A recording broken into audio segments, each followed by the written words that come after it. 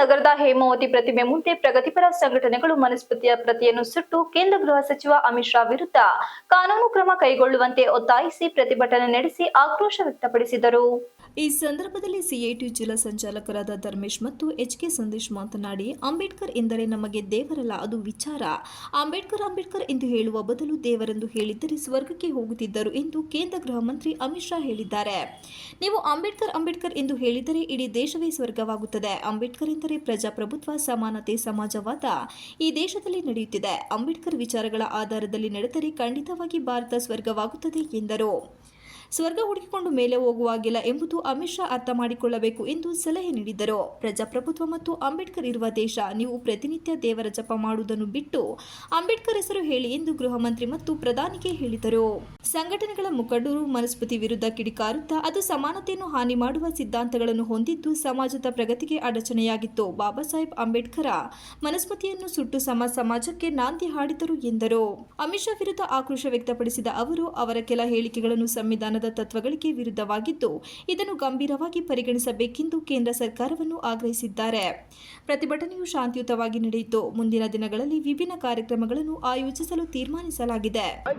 ಪ್ರತಿಭಟನೆ ಮಾಡಿದ್ರು, ಒಂದು ದಾಸ್ತಿಯಿಂದ ಮುಕ್ತರಾಗಬೇಕು ಅನ್ನೋ ಕಾರಣಕ್ಕೆ ಪ್ರತಿಭಟನೆ ಮಾಡಿದ್ರು.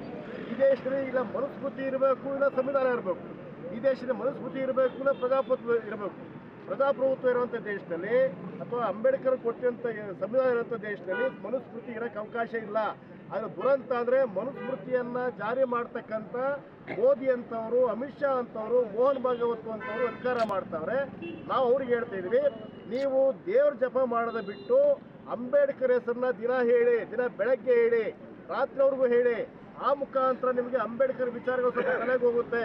ಅಂಬೇಡ್ಕರ್ ವಿಚಾರ ತಲೆಗೆ ಹೋದರೆ ಅಂಬೇಡ್ಕರ್ ಹೇಳಿದಂಥ ಅಧಿಕಾರವನ್ನು ಜಾರಿ ಮಾಡಿದರೆ ಸ್ವರ್ಗ ನೀವು ಮೇಲಕ್ಕೆ ಹೋಗೋದಲ್ಲ ಸ್ವಾಮಿ, ಇಲ್ಲೇ ಸ್ವರ್ಗ ಸೃಷ್ಟಿ ಆಗುತ್ತೆ, ಅರ್ಥ ಮಾಡ್ಕೋಬೇಕು ಅನ್ನೋ ಕಾರಣಕ್ಕೆ ನಾವು ಪ್ರತಿಭಟನೆ ಮಾಡ್ತಾ ಇದ್ವಿ. ಸೊ ಅಂಬೇಡ್ಕರ್ ಹೆಸರನ್ನ 100 ಸಲ ಅಲ್ಲ 1000 ಸಲ ಹೇಳಕ್ಕೆ ನಾವು ತಯಾರಿದ್ದೀವಿ ಅಂತ ಹೇಳಿ ಈ ಪ್ರತಿಭಟನೆ ಮಾಡ್ತಾ ಇದ್ದೀವಿ. ನಾವು ವಿರಮಿಸೋದಿಲ್ಲ. ನಾನು ಸುಮ್ಮನೆ ಉತ್ಪ್ರೇಕ್ಷೆ ಮಾತಾಡ್ತಾ ಇಲ್ಲ. ಈ ಹಿನ್ನೆಲೆ ಒಳಗಡೆ ಹಾಸನದಲ್ಲಿ ನಾವು 6ನೇ ತಾರೀಕು ಒಂದು ದೊಡ್ಡ ಪ್ರತಿಭಟನೆಯನ್ನು ಮಾಡ್ತಾ ಇದ್ದೀವಿ. ನಾವು ರೋಡನ್ನು ಬ್ಲಾಕ್ ಮಾಡೋ ಜೈಲು ಬರೋ ಚಳುವಳಿಯನ್ನು ಮಾಡ್ತಾ ಇದ್ವಿ.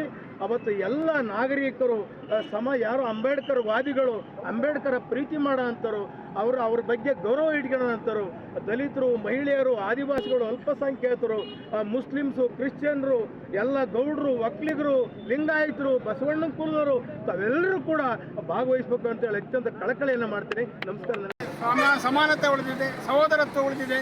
ಭಾರತ ದೇಶದಲ್ಲಿ ಈ ನೆಲೆಗಟ್ಟನ್ನು ಅಳಿಸ್ಲಿಕ್ಕೆ ಯಾರಿಂದಲೂ ಸಾಧ್ಯವಿಲ್ಲ. ಅಮಿತ್ ಶಾ ಅವರೇ, ನೀವು ಅದನ್ನು ಮನದಟ್ಟು ಮಾಡ್ಕೊಳ್ಳಿ. ನಮ್ಮನ್ನು ಜಾಸ್ತಿ ಜಾಗೃತಗೊಳಿಸ್ತಾ ಇದ್ದೀರಿ. ಇನ್ನೂ ನಾವು ಜಾಗೃತರಾಗ್ತೀವಿ.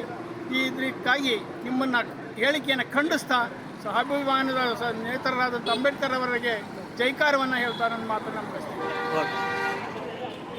ಇದೇ ವೇಳೆ ದಲಿತ ಮುಖಂಡ ಎಚ್ಕೆ ಸಂದೇಶ್, ಶಂಕರರಾಜ್, ಜೈ ಭೀಮ್ ಸಂಘಟನೆ ಜಿಲ್ಲಾಧ್ಯಕ್ಷ ರಾಜೇಶ್, ಬಾಳೆಹಣ್ಣು ವರ್ತಕರ ಸಂಘದ ಅಧ್ಯಕ್ಷ ಸಮೀರ್, ಹುಡ ಮಾಜಿ ಅಧ್ಯಕ್ಷ ಕೃಷ್ಣಕುಮಾರ್, ಜಗದೀಶ್, ಅರವಿಂದ್ ಇತರರು ಉಪಸ್ಥಿತರಿದ್ದರು. Srinivas, TV 46 Malenadu news, Hassan.